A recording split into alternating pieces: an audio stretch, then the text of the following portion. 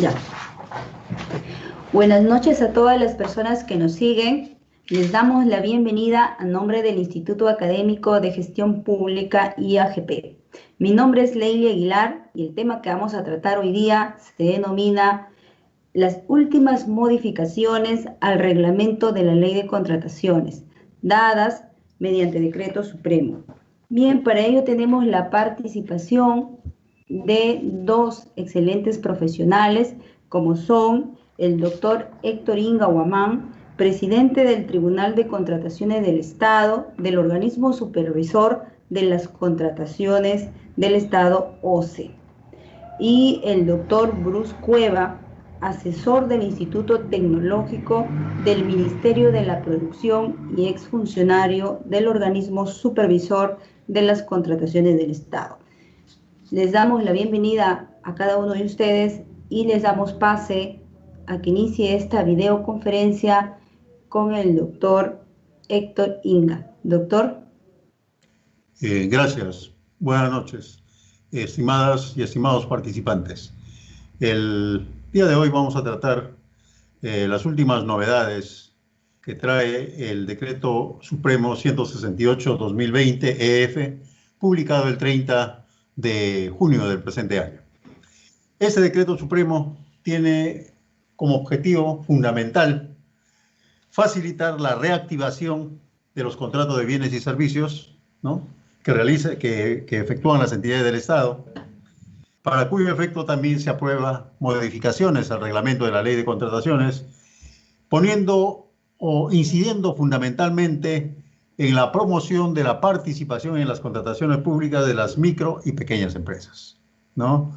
Se han dado una serie de normas, como ya después se va a explicar, que de alguna manera promueven la participación de las micro y pequeñas empresas en las contrataciones del Estado. Como todos sabemos, antes de esa modificación, una micro o pequeña empresa solamente tenía la posibilidad que al final, cuando llegaba a empatar en el puntaje total, si es que empataba con otros que no eran MIPES, a ella le correspondía la buena pro. Pero si empataban entre MIPES y si una de ellas estaba conformada por personal discapacitado, le correspondía a esa MIPE con personal discapacitado obtener la buena pro. Ahora no. Ahora se han dado una serie de reglas adicionales que tienen por finalidad fundamental promover la participación, ¿no?, de las micro y pequeñas empresas en los procedimientos de contratación que llevan a cabo las entidades del Estado. Para tal efecto, por ejemplo, se ha dado como tarea a Perú Compras que promueva fundamentalmente la elaboración de fichas de homologación y fichas de catálogos electrónicos de acuerdo marco, de tal manera que la descripción en esas fichas puedan promover justamente, ¿no?, la participación de las micro o pequeñas empresas. Tal como todos sabemos, las fichas de homologación, el Perú Compras participa en la elaboración, pero las que aprueban son los respectivos ministerios, ¿no? En cambio, los catálogos electrónicos de acuerdo marco sí son promovidos.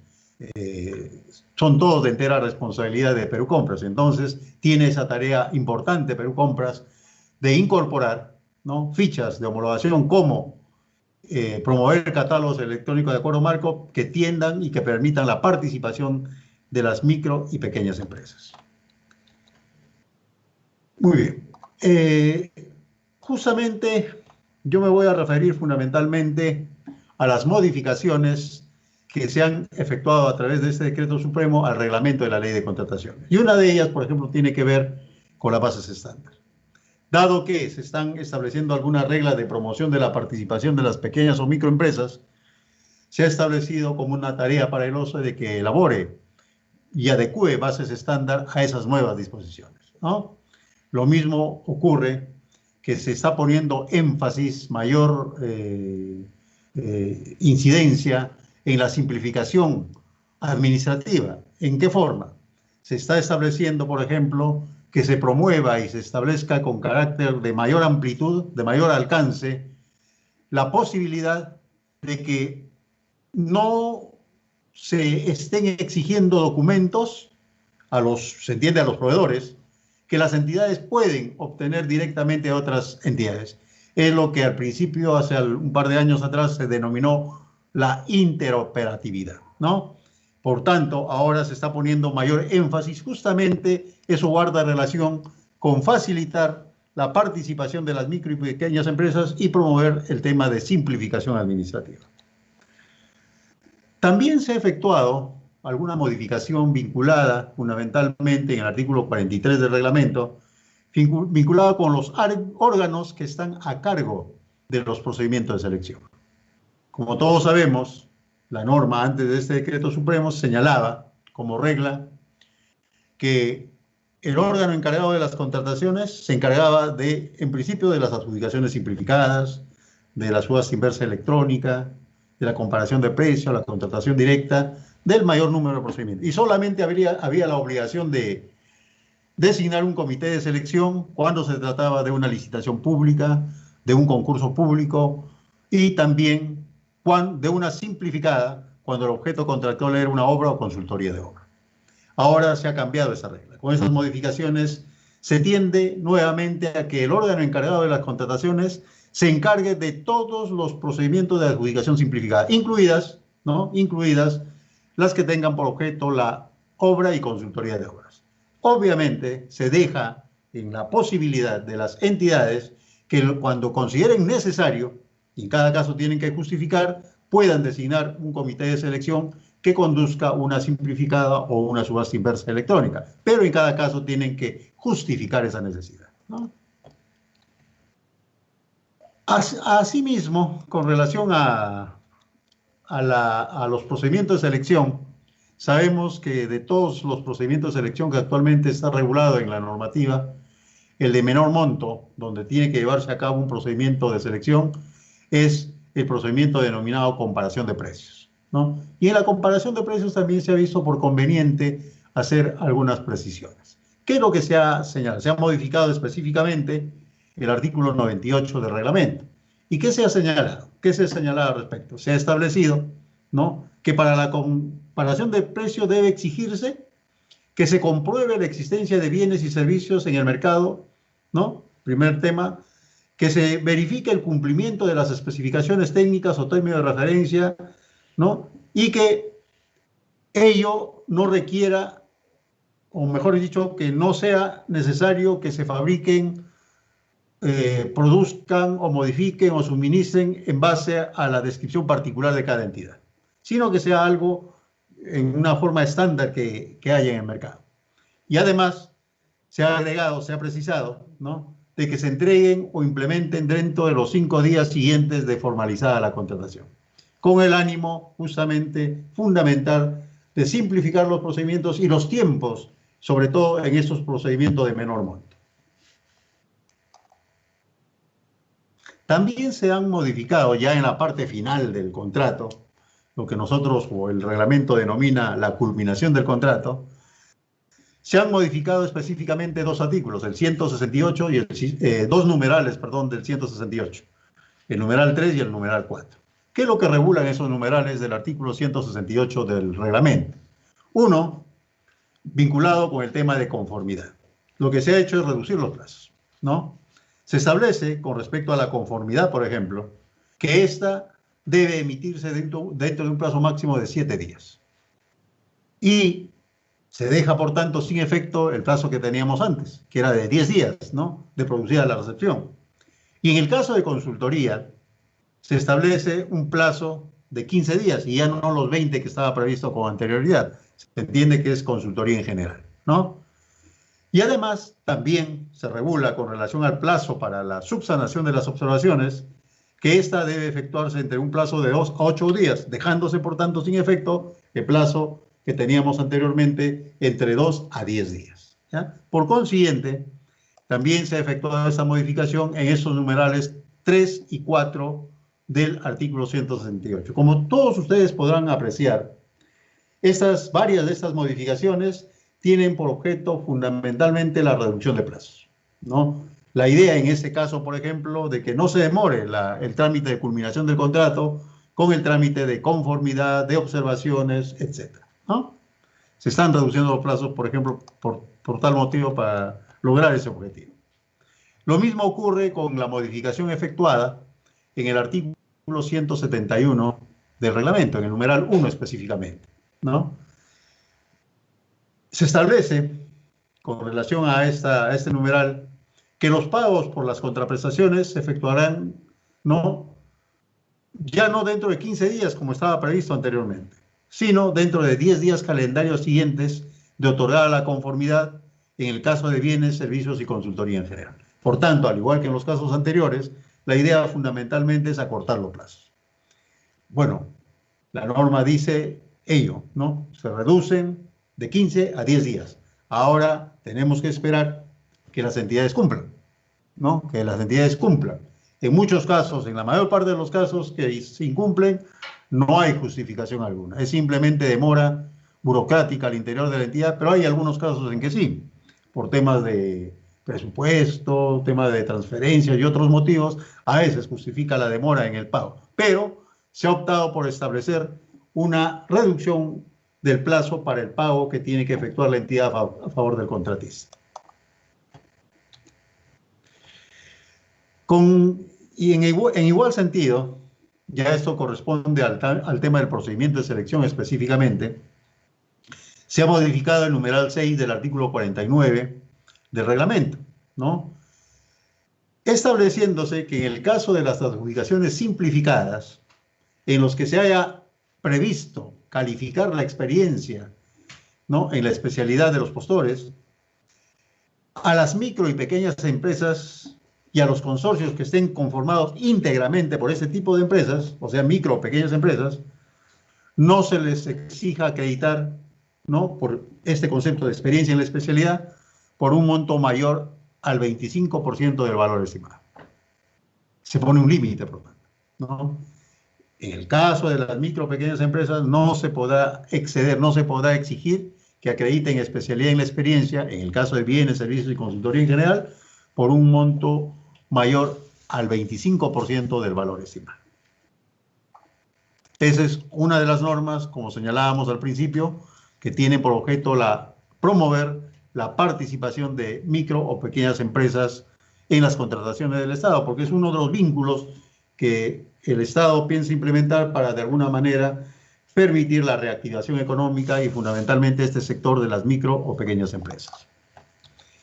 Y finalmente, otro artículo del reglamento que se ha modificado es el numeral 1 del artículo 50, ¿no?, donde se incorpora el literal G, en la que se señala que en el caso de adjudicaciones simplificadas, ¿no?, a las micro o pequeñas empresas y a los consorcios conformados únicamente por micro o pequeñas empresas, y siempre que así lo soliciten, ¿no?, se les asignará una bonificación equivalente al 5% sobre el puntaje total obtenido, siempre que acrediten tal condición, ¿no?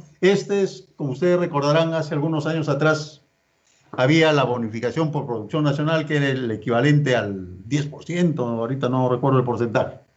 Algo similar, pero solamente está circunscrito, en las adjudicaciones simplificadas, donde el postor sea una micro o pequeña empresa o sea un consorcio conformada íntegramente por pequeñas o microempresas. Pero se establecen dos condiciones para que proceda la bonificación. Uno, que lo hayan solicitado. O sea, de oficio no lo va a otorgar el comité de selección o el órgano encargado que conduzca el procedimiento, sino que tiene que ser solicitado por el postor. Y además, ¿no?, tiene que acreditar su condición de micro o pequeña empresa, ¿no?, a través del registro en el órgano competente, ¿no?, que establece la normativa. Como podemos apreciar, las modificaciones efectuadas al reglamento de la ley de contrataciones fundamentalmente respaldan de alguna manera el objetivo principal de este decreto supremo, que es la reactivación de las contrataciones que tiene previsto el gobierno a través de las compras estatales. Muchas gracias por su atención.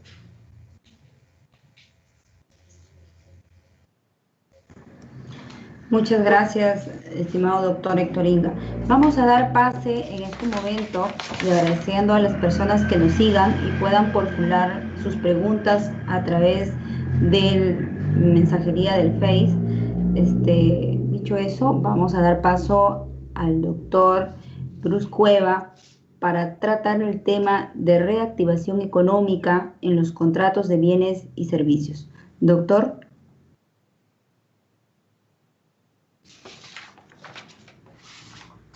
El micrófono, doctor, por favor.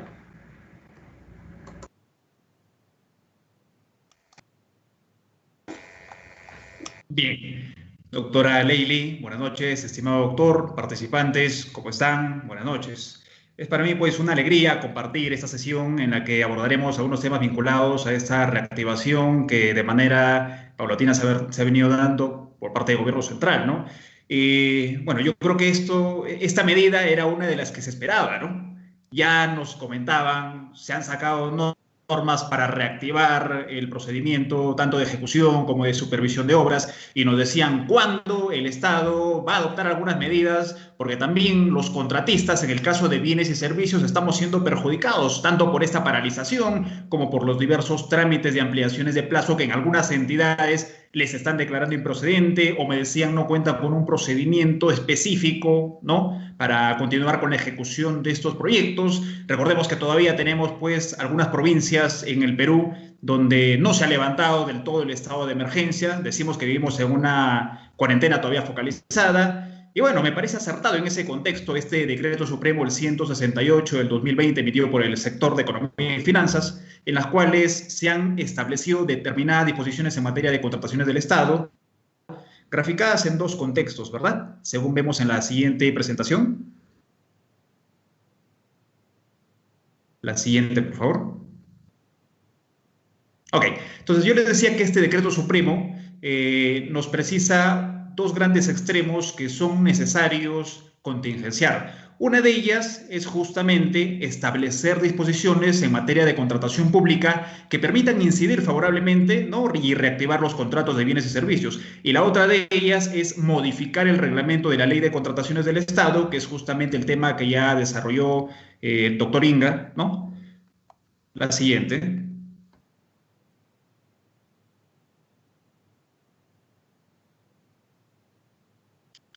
Y bien, como parte de este contexto, ¿no?, donde el decreto supremo básicamente busca reactivar los contratos de bienes y servicios, se está priorizando en realidad la implementación de fichas de homologación. Como ustedes saben, hoy en día, cuando el área usuaria elabora un requerimiento, pues la norma establece de que este requerimiento tiene que ser consultado en una ficha de homologación, en una ficha de subasta inversa o a través del catálogo electrónico de acuerdo marco, ¿no? Pues obviamente si no están dentro de estas, se dice que hay que convocar un procedimiento clásico, convencional de selección. Entonces, hoy en día, donde todos se preguntan por qué las entidades del Estado elaboran requerimientos para comprar lo mismo con diversas características, con diversos alcances, con diversos precios en realidad cuando el bien puede ser el mismo, ¿no? Un ejemplo puntual es el caso de los hospitales, ¿no? Todos los hospitales, no solamente en Lima, sino también en provincia, compran camillas, ¿no? Y uno a veces se pregunta, oye, pero ¿por qué el Hospital María Auxiliadora compró una camilla con determinadas características y a un precio X? ¿Y por qué el Hospital Asenjo Aguinaga, por ejemplo, compró también camillas, pero con otras especificaciones y otro precio? Entonces, lo que se busca a través de estas fichas de homologación, ¿sí?, justamente es estandarizar especificaciones, estandarizar contenido, características, con la finalidad de que todas las entidades, unidades ejecutoras de este sector compren lo mismo en realidad, ¿no? ¿Sí? Considerando que ello también pues simplifique el procedimiento administrativo. Entonces, en ese contexto, el decreto supremo establece que dentro del plazo máximo de 10 días, los ministerios se pongan las pilas y prioricen la elaboración de estas fichas de homologación, ¿sí? Para ello, tienen que actualizar su plan de homologación, priorizando sobre todo aquellas fichas que correspondan a los sectores productivos con mayor oferta para la micro y pequeña empresa. Seguimos. Entonces, para que esto funcione, el decreto supremo no solamente compromete a los ministerios, sino también le dice a Perú Compras en su calidad de órgano rector, ¿sí?, de estos lineamientos, que coordine con el Ministerio de la Producción para que identifique cuáles son esos sectores productivos con mayor oferta de la micro y pequeña empresa, ¿Sí? Y esto sin duda alguna que también será comunicado pues a los ministerios competentes, ¿no? Y para esto, Perú Compras tiene que implementar el catálogo electrónico de acuerdo marco, donde se incluya también estos bienes y servicios, ¿no? Con participación efectiva de las micros y las pequeñas empresas. ¿Sí?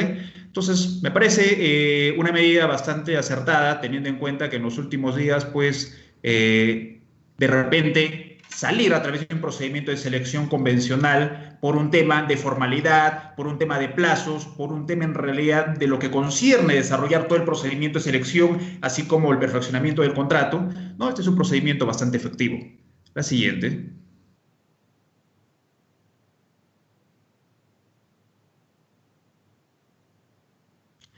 Otra de las medidas que también establece el Decreto Supremo, justamente para reactivar estos contratos de bienes y servicios, que por cierto es importante precisar, ojo, que no aplica para los contratos de servicios de consultoría como la supervisión, porque estos, así como en el caso de obras, ya se encuentran regulados en el Decreto Supremo 101 y precisados o ampliados en la Directiva número 5 del 2020, que también publicó el OCE, ¿no?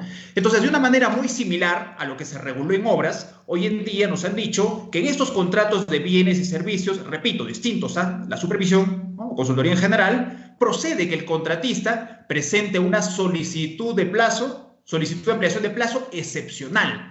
Y veamos rápidamente a través de este pequeño flujo que hemos graficado cuál es el procedimiento. Entonces, como punto de partida, una vez que el contratista determina que ha culminado la inmovilización, recuerden que el gobierno central, de manera progresiva, reactivó la fase 1, la fase 2, hoy en día estamos en la fase 3, decíamos, donde se vive la cuarentena focalizada, ¿no? Entonces, donde el contratista, o donde se ejecuta el contratista advierte que ha culminado esta inmovilización o puede reanudar sus actividades, ¿sí? Entonces cuenta con 7 días hábiles para presentar a la entidad esta solicitud de ampliación de plazo, ya sea de manera física o de manera virtual. ¿Qué elementos o qué información como mínimo debería contener esta? Punto de partida. Sí, el punto de partida es justamente que se cuantifique cuántos días son los que yo considero necesarios para cumplir con la ejecución que estaba pendiente. Un ejemplo, yo tenía un contrato para ejecutarlo en 30 días, ¿sí? Calendario.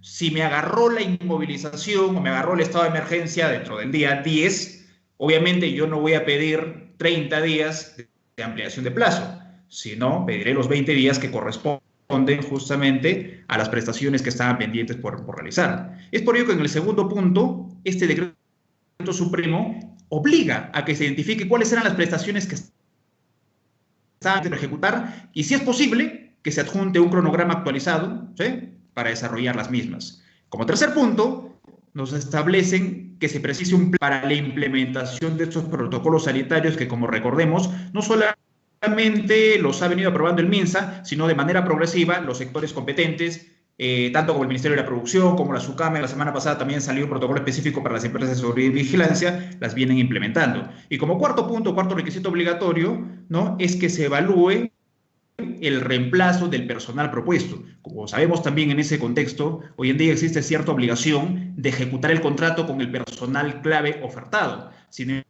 embargo, sabemos que durante estos 3-4 meses prácticamente que ha durado la pandemia, pues ha sido imposible contingenciar o manejar la planilla. Y por otro lado, también hay personal clave que se encuentra con algunos factores en realidad que no les permiten ejecutar el contrato, porque son de alguna manera personas con elevado riesgo, ¿no? En ese contexto, la norma también prevé que el contratista evalúe y, de ser el caso, solicite a la entidad la variación, la sustitución o reemplazo de este personal.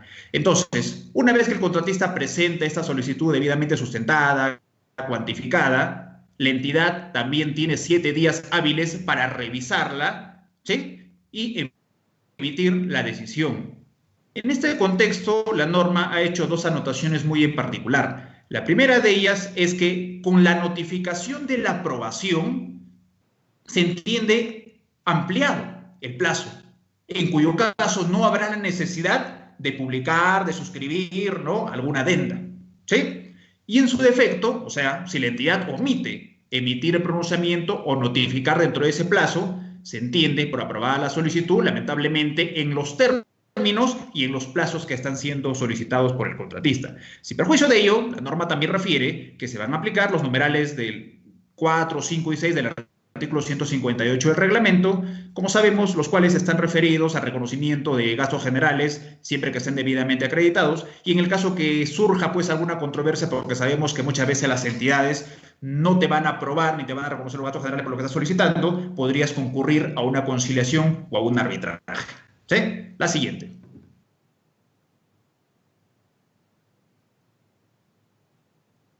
Bien, ¿y qué habrá pasado con el trámite de los adelantos? Como sabemos, por mandato de la propia norma de contrataciones del Estado, para que proceda la entrega de adelantos durante la vigencia de un contrato, estos tienen que haber sido previstos en los documentos del procedimiento de selección, llámese las bases u otro, pero muchas veces nos preguntan, ¿no? ¿Y en qué parte de las bases tiene que estar previsto los adelantos? Bueno, particularmente lo establece el área usuaria en el requerimiento y consecuentemente el comité de selección, de acuerdo al modelo de bases estándar, también incorpora tanto el porcentaje como el procedimiento para solicitarlos y entregarlos. Pero, ¿qué sucede si probablemente la entidad no incorporó o en su momento no consideró que procedía la entrega de adelantos? Entonces, este decreto supremo lo que ha hecho es permitir de manera excepcional, estamos en un contexto muy excepcional. Entonces, este decreto supremo lo que permite es que la entidad y el contratista se pongan de acuerdo para que le entreguen los adelantos previstos en la norma, tanto en el decreto supremo como en la norma vigente, en la ley del reglamento de contrataciones del Estado. El porcentaje máximo que siempre se ha previsto es el 30% del contrato original. Y en ese contexto existen dos extremos, ¿no? Podría ser que la entidad, reitero, no pactó o no previó la entrega de adelantos, pero bajo este contexto podrían solicitarlo, ¿sí? Podrían pactarlo y solicitarlo. Y por otro lado, podría suceder que la entidad sí pactó la entrega de adelantos, pero en un porcentaje menor, ¿sí? 20%, 10%. Entonces, bajo estos alcances, lo que puede suceder es que se le entrega al contratista la diferencia del porcentaje para llegar hasta el 30% del monto del contrato original, ¿sí? Recordemos que en ninguno de los casos se puede otorgar un porcentaje mayor al que esté establecido, ¿sí? Bien, entonces, en ese contexto, básicamente es que la norma de contrataciones del Estado, ¿no?, alineado a este decreto supremo de alguna manera, pretende no se beneficien en realidad, ¿no?, a los contratistas, pero como dice la misma norma, ¿no?, hay que equilibrar en realidad el contenido del contrato, ¿no?, tanto por parte de la entidad como por parte de los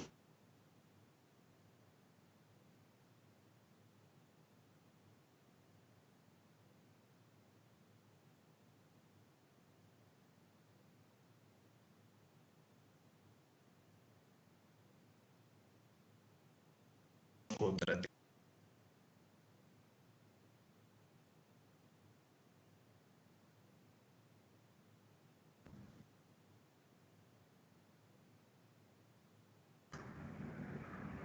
Doctor, ¿no se escuchó la última parte?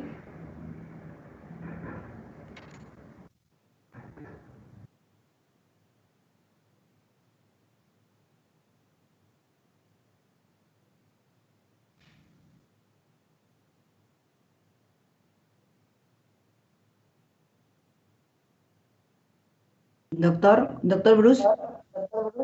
Sí, ahora sí, me parece. Ya, Sí. ok.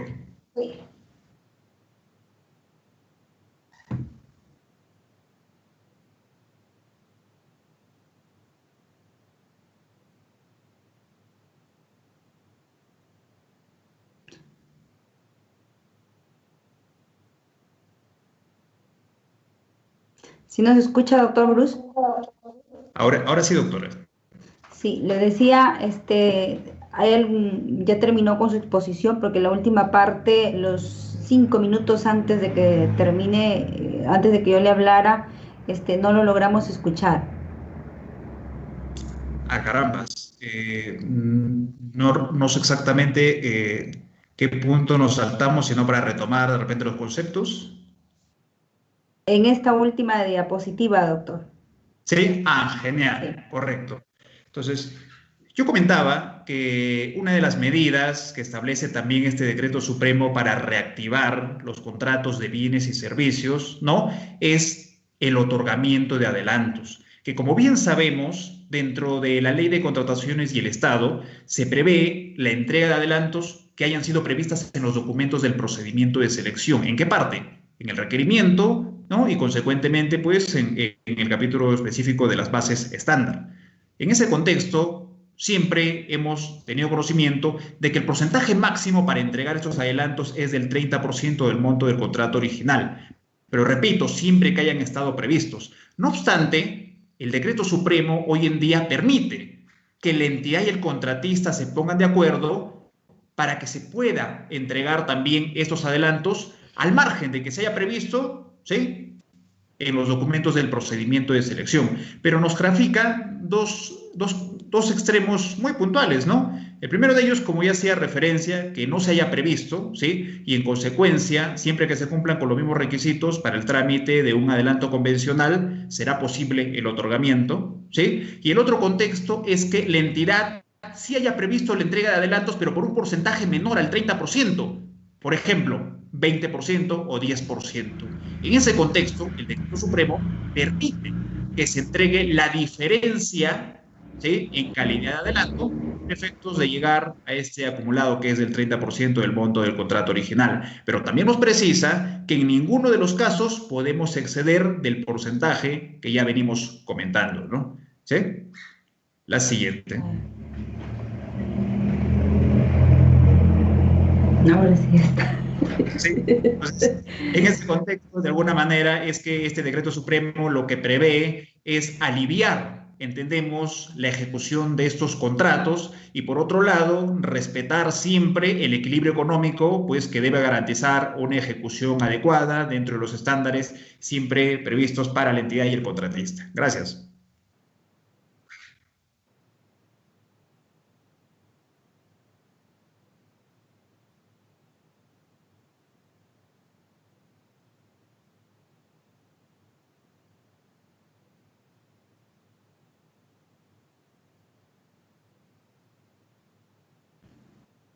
Bien, muchas gracias, doctor Bruce. Bien, vamos a dar pase ahora a las preguntas que van a ser formuladas por las personas que nos siguen. Por favor, llenen sus preguntas en la parte del Facebook. Voy a leer algunas para poder trasladarlo al doctor Bruce o al doctor Héctor Inca.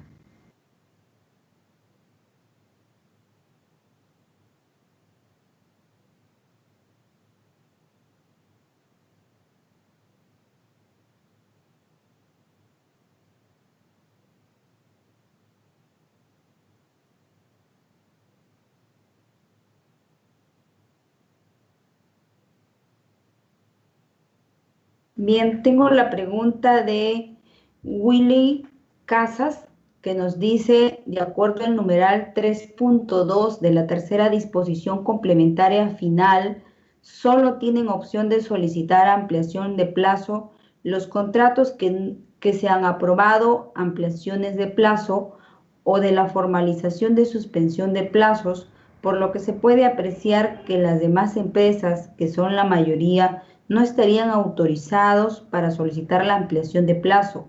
Además, hace referencia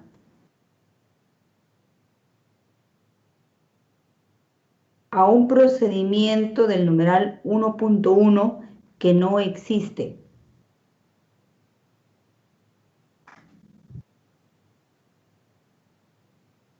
Doctor Bruce o doctor Héctor. Doctora, sí, discúlpeme, pero no le escuché toda la pregunta completa, por favor. No sé si podría... Sí, les vuelvo a indicar. Sí. Willy Casas nos consulta que de acuerdo al numeral 3.2 de la tercera disposición complementaria final, dice, solo tienen opción de solicitar ampliación de plazo en los contratos que han sido aprobados por ampliación de plazo o han formalizado su suspensión de plazo, por lo que se puede apreciar que las demás empresas, que son la mayoría, no están autorizados para solicitar esta ampliación de plazo. Además, nos hace referencia a un procedimiento del numeral 1.1 que no existe. En el decreto supremo nos dice que el 1.1 no existe. Ya. Bien, correcto.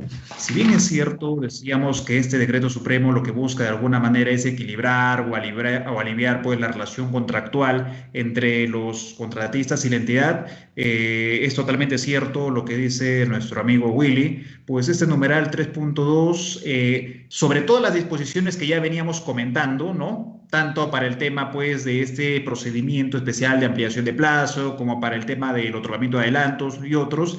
Este numeral 3.2 no es muy claro al establecer que el requisito previo es justamente, ¿no?, que estos contratos, primero, hayan sido paralizados o afectados como consecuencia de la declaratoria de emergencia, y segundo de ellos, ¿no?, que se formalicen, ¿no?, como parte de esta suspensión de ampliación.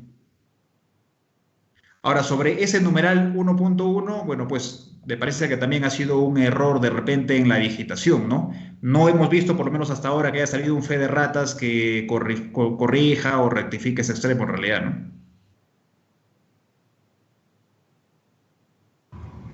Gracias, doctor.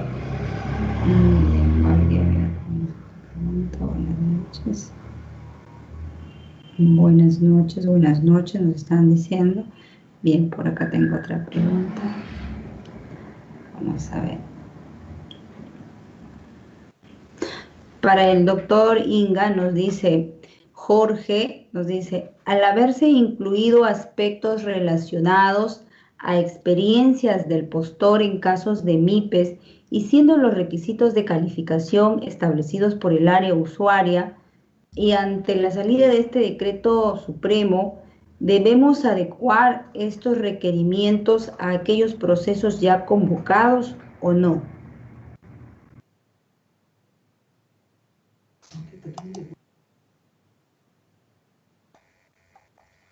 La norma es clara al respecto. Las modificaciones se aplican solamente a los procedimientos que se convoquen luego de su entrada en vigencia. Es decir, a partir del 1 de julio, los que se convoquen tienen que adecuar. Los anteriores siguen en las mismas condiciones. Así es. Gracias, doctor. Bien. Nos dice Jorge Emilio, nos dice si la ampliación de dicha norma está vigente, si la aplicación de dicha norma está vigente, pero en bases estándares no se tiene aún las modificaciones. ¿Qué se debe hacer en caso de necesitar convocar y las bases estándar aún no se adecúan a estas modificaciones? Bueno, les comento que creo que si no es mañana, pasado mañana ya debe estar aprobando esas bases estándar porque ya están cumpliendo los plazos. Así que esperen un poquito, no se desesperen, para que no tengan problemas en el trámite. Bien, para la segunda pregunta tenemos de Wilmer Casas.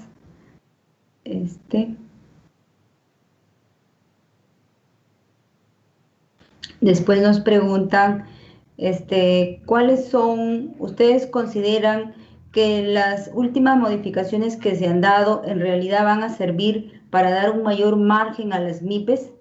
¿Cuáles son sus opiniones?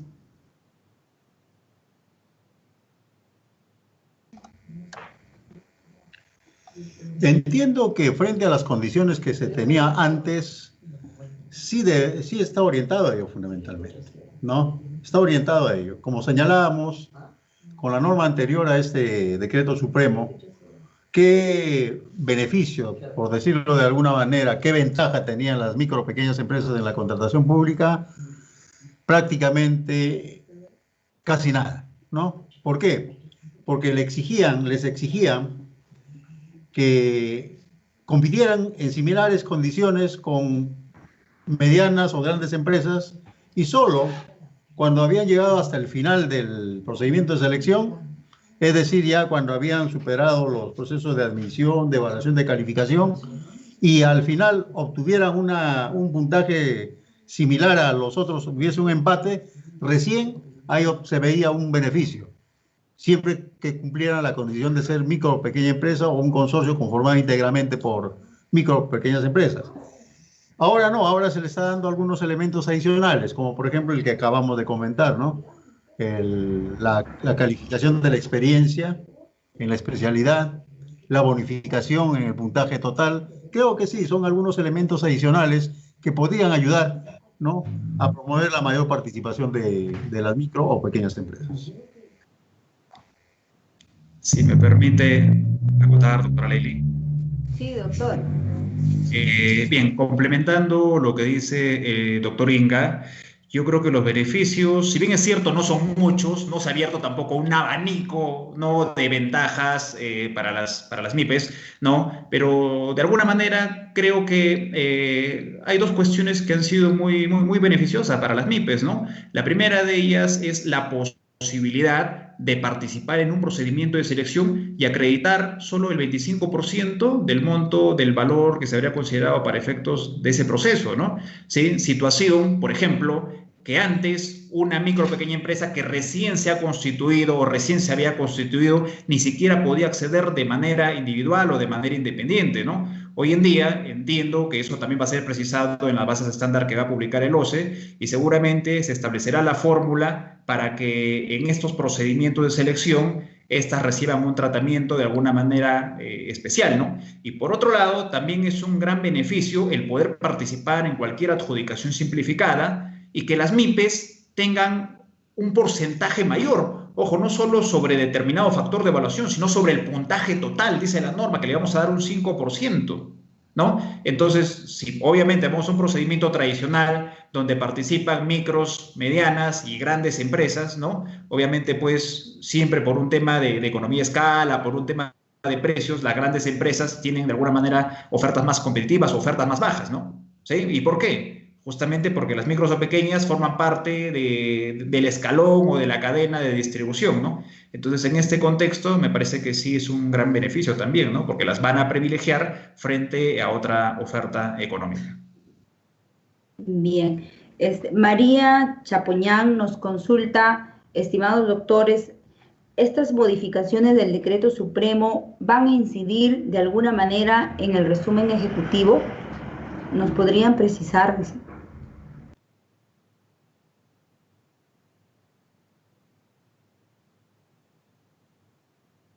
Bien, considerando en realidad que el resumen ejecutivo, como su nombre lo dice, no es un documento hoy en día que está estandarizado en un formato, ¿sí?, que recoge, en resumen, toda la información que está contenida en el informe o en el documento a través del cual la entidad ha reflejado o ha sustentado su indagación de mercado. Particularmente, yo creo que en lo que corresponde al resumen ejecutivo no habría o no tendría alguna incidencia en particular, ¿no? Toda vez que estas modificaciones o estas implementaciones, como se han venido graficando, prácticamente residen en la definición de la experiencia del postor, en la definición de alguna manera pues de este porcentaje adicional u otras medidas que propiamente se van a visualizar durante la ejecución del contrato, ¿no? Como la conformidad, la recepción, los pagos, entre otros, ¿no? Entonces, respondiendo a la pregunta, estrictamente en cuanto al resumen ejecutivo, yo no creo que tenga ninguna incidencia, ¿no?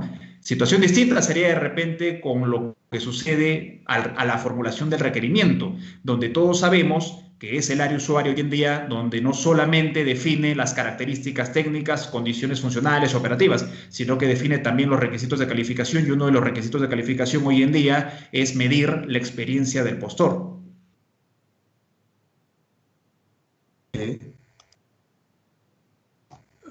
Quisiera agregar adicionalmente, como ha señalado Bruce, efectivamente el resumen ejecutivo no va a tener mayor efecto, por decirlo de alguna manera, con esas modificaciones, porque no nos olvidemos que la promoción de las pequeñas o microempresas se dan en el procedimiento de selección, pero también al momento en que se está promoviendo, ¿no?, la elaboración de fichas para la homologación, ¿no?, donde puedan tener participación las pequeñas o microempresas, y para tal efecto son, digamos, indagaciones, estudios, evaluaciones que son previos al procedimiento de selección, previo al proceso de contratación propiamente dicho, es para la elaboración de la ficha. Es en ese momento en que Perú Compras, que es la que se encarga de todo este tema del promover el convenio, los acuerdos, catálogos electrónicos de acuerdo marco, que participa en la elaboración de las fichas para la homologación, va a tener en cuenta esa situación para que puedan abrir la posibilidad de mayor participación de las micro o pequeñas empresas. Pero una vez definido el requerimiento, como acaba de señalar Bruce, ya viene el proceso de contratación propiamente dicho, con sus actos preparatorios, procedimientos de selección, donde no debería tener mayor incidencia en el resumen ejecutivo, ¿no?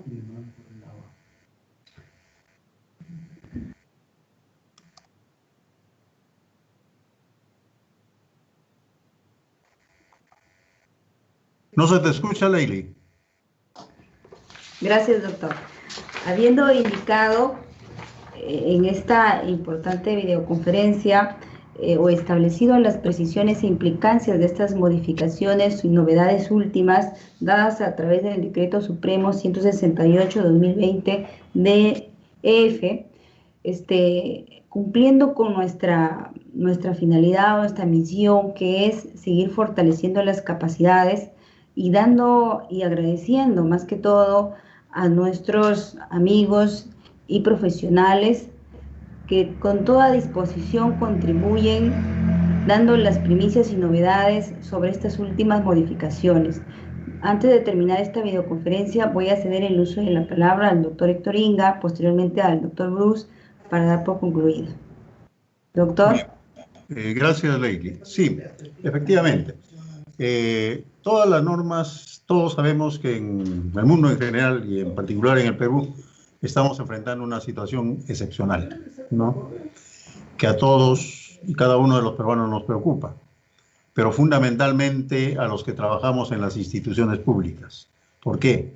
Porque es el Estado, a través de sus diversos medios o mecanismos, que tiene que promover que la población esté en mejores condiciones. Y uno de los elementos que utiliza para tal efecto es la contratación pública. Es un instrumento que permite, ¿no?, que los servicios públicos lleguen efectivamente a la población. Y por ello hay que reclamar y hay que exigirle a los operadores, tanto del sector público como del sector privado, que actúen con mucha honestidad, con mucha transparencia. No podemos permitir, y debe ser rápidamente castigado, aquellas acciones, ¿no?, que se dan lamentablemente, y hay que decirlo y hay que mencionarlo, que se pretenden aprovechar de estas circunstancias, ¿no?, para beneficiarse económicamente. Eso afecta fundamentalmente el tema ético, ¿no?, de los que participan en los procedimientos de selección, y lo hacen tanto algunos malos elementos que tenemos en el sector público, pero también malos elementos que tenemos en la parte de los proveedores. A ellos hay que reclamarles y exigirles actúen con transparencia. Esa es mi invocación. Muchas gracias por la invitación.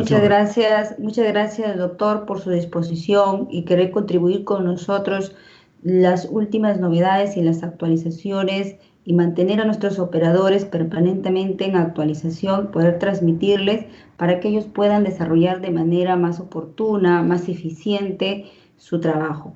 Doctor Bruce. Gracias, doctora. De mi parte, yo quiero concluir esta presentación haciendo hincapié nuevamente en que somos conscientes que durante esta pandemia que nos acoge a todos, ¿no?, y nos ha perjudicado de alguna manera a todos, también tiene cosas positivas, ¿no? Una de ellas es que nos ha permitido de alguna manera convivir más con nuestros seres queridos, ¿no?, conocer nuevos modelos en realidad de trabajo, porque no necesariamente todo se hace presencial, ¿no? Incluso a nosotros, los formadores, los capacitadores, pues, que estábamos acostumbrados a dictar las clases, ¿no?, face to face, como dicen algunos, ¿no?, de manera directa. Hoy en día también, pues, hablarle a la computadora es totalmente distinto, ¿no? Porque no podemos de alguna manera ni gesticular, ni saber cómo están comprendiendo, cómo están captando en realidad los receptores, ¿no? Pero bueno, ha sido en realidad un periodo en el cual todos estamos aprendiendo a convivir de una manera distinta y me parece que las cosas van para bien. Yo mediante, pues, esto pueda solucionarse pronto y seguir adelante. También con respecto a lo que grafica en realidad la norma también, pues, no puede regular todo, como siempre lo decimos, ¿no? Siempre el legislador trata, o por lo menos prioriza, de establecer determinadas medidas que equilibren, como ya decía, el contrato, ¿no? Pero por otro lado también tenemos la norma marco. Y si bien es cierto, la norma marco o este decreto supremo no precisa todo, recordemos pues que tanto los funcionarios de las entidades como los contratistas, ¿no?, haciendo una interpretación de alguna manera de estas, puede también concurrir o gestionar otro tipo de pedidos, ¿no? Y consecuentemente pues tendrá la entidad que evaluar y darle el trámite que corresponda, ¿no? Sí, de mi parte, doctor Inga, un fraterno saludo, doctora, también para ustedes y a todos los participantes que nos escuchan. Gracias por la atención. Muchas gracias, estimados doctores, Muchas gracias a las personas que nos siguen. Un fraterno saludo también para usted, doctor Héctor Inga, para el doctor Bruce Cueva, para todas las personas que hoy día se han dado un poquito de su tiempo y escucharnos cuáles son las novedades que se han dado y se han querido plasmar a través de este decreto supremo. Bien, queda en cada uno de los operadores poder aplicarlos, como lo dijo bien el doctor Héctor Inga, de manera correcta, dentro de los valores éticos, y podamos contribuir en el desarrollo de nuestro país, ahora que más que nunca nos necesita de cada uno de nosotros poner nuestro granito de arena en el lugar donde estemos trabajando dentro de la administración pública, y también al sector privado poder contribuir, ¿no? Bien, para que la labor sea más eficiente y buscar esa finalidad pública que tanto se anhela por nuestros ciudadanos. Bien, agradecemos nuevamente, damos por concluido, esperemos que les sirva estas importantes ideas que se han dado hoy día, unas precisiones muy claras a los aportes de esta modificación. Hasta otra oportunidad, cuídense cada uno de ustedes, nos estamos viendo. Doctor Gracias. Bruce, doctor Héctor Inga. Buenas noches a cada uno de ustedes. Buenas noches.